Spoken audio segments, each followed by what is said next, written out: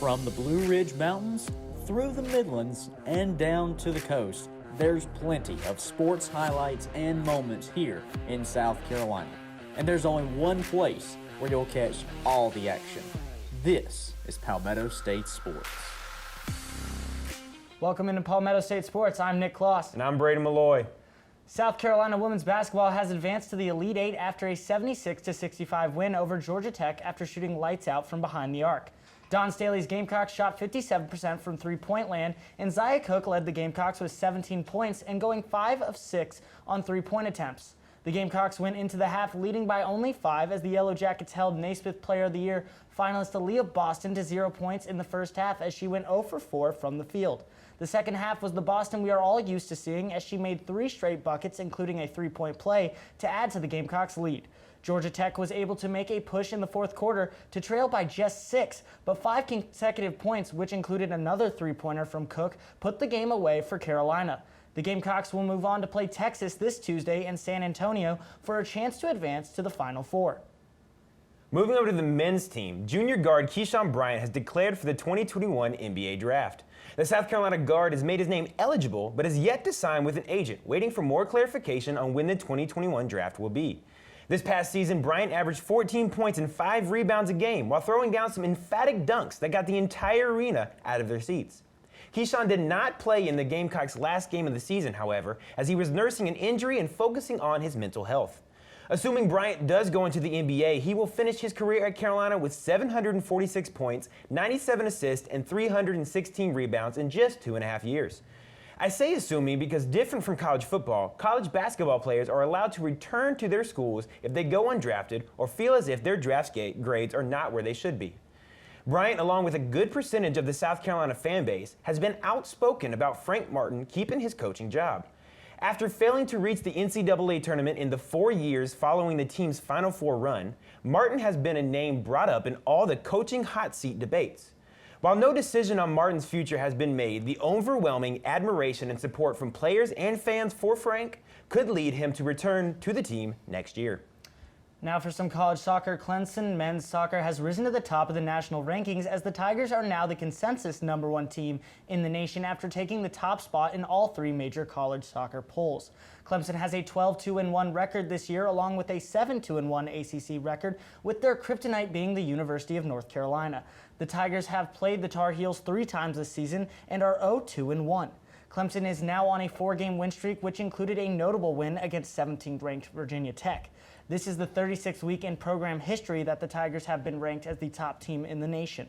The Tigers will return home after their 3-2 win against Boston College this past Saturday, as they will take on the 6th-ranked Wake Forest Demon Deacons this Friday in a highly anticipated top 10 matchup. Now, this may be a hard pill for you to swallow, Gamecock fans, but you will now have to don the red and black in support of former USC running back Mike Davis as he signed a 2-year deal with the Atlanta Falcons last Thursday. Davis played 15 games for the now division rival Carolina Panthers last season, where he recorded 642 rushing yards, a career-high 6 rushing touchdowns, and 373 receiving yards. Though Mike was drafted by the 49ers in 2015, Atlanta will now be his 5th team in just 6 seasons in the league, as he also saw stints with the Seahawks and the Bears. Davis was a 3-year starter here at USC, rushing for over 2,400 yards and 22 touchdowns in just 3 years at the university. But he really made his name his sophomore year in 2013, where he was 4th in the SEC in rushing attempts and rushing yards, and 3rd in yards from scrimmage. Davis will look to regain his 2017-2018 mojo, where he ran for 754 yards and 4 touchdowns in 2 seasons with Seattle, as Atlanta looks to once again compete in maybe the toughest division in professional football. Now for some news as the high school basketball season wraps up in South Carolina, as River Bluff's Miles Jenkins and Christ Church's John Butler received MVP honors in the SC Basketball Coaches All-Star Game.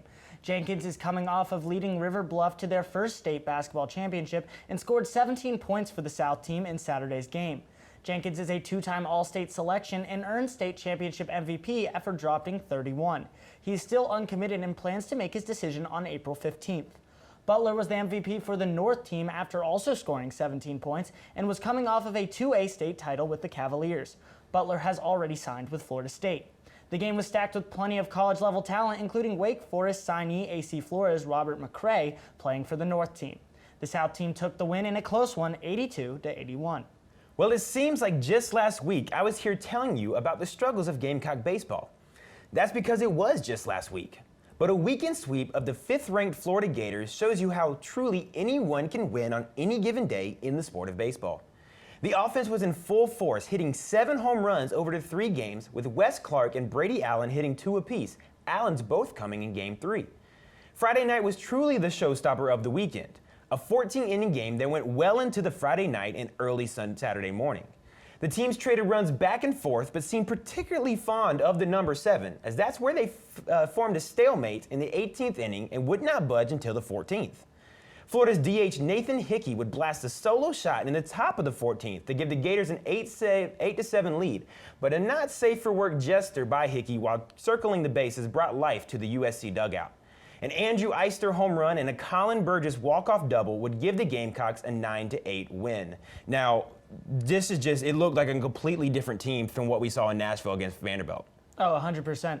And the thing is, when we first went into this series against Florida, I saw the 9-8 win, and that's all great. Like you said in baseball, anyone can win any day. So it's like, oh, the first game, but then the second game, and then the third game, and you're getting the brooms out for a sweep. And you saw how that upset the Florida Gators. And now the 25 team just upset the 5th team. And any day, anyone can win, but it takes a very skilled baseball team to sweep a talented team like Florida. Without a doubt, I think that first game was truly the kind of tone setter for the weekend. I mean, 14 innings. You want to win that game. They won it. It just kind of led them into the weekend. Now we go back down to San Antonio. We got our girls, Elite 8 for the 4th time in Dawn Staley's career. They're rolling. They really are. And the thing about watching that game is Aaliyah Boston was shut down that first half. They still went in with a 5-point lead because their bench was playing. Zia Cook was going off, hitting the 3 like they had never hit it before. They had only hit 4 the whole tournament. They hit 5 in the first half. It seemed like they were dropping them from all over. So you see that, and you see Aaliyah Boston taken out of the game early, able to come back in the second, establish the win. But at the same time, if they get Aaliyah Boston rolling at the beginning, I don't know who can stop them. It's over. If you're an opposing coach, you come into the game with the game plan, shut down Boston, and we get a chance to win. You shut down Boston, and then you still lose. I just don't know how you defend a team like this. Exactly. Well, that's all the sports news from this past week across South Carolina. For Nick Klos, I'm Braden Maloy, and until next Monday, this has been Palmetto State Sports.